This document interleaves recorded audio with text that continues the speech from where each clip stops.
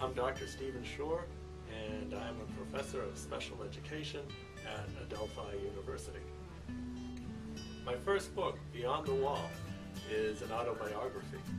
And what I do with this book is that I use the autobiographical style in which to talk about educating children on the autism spectrum, inclusion, teaching, giving music lessons to children on the autism spectrum, and sensory issues. I also talk about the challenges faced by those of us on the autism spectrum in successful transition to adulthood. And in this part of the book, I talk about continuing education. More and more of us on the autism spectrum are getting into and need to remain in institutes of higher education, colleges and universities. I also talk about relationships. Additionally, I discuss employment.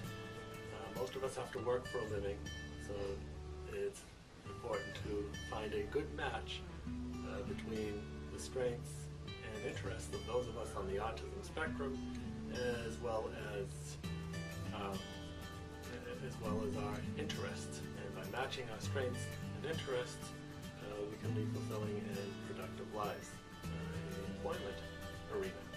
I also talk about self-advocacy and disclosure, which is the topic of my second book, Ask and Tell, Self-Advocacy and Disclosure for People on the Autism Spectrum.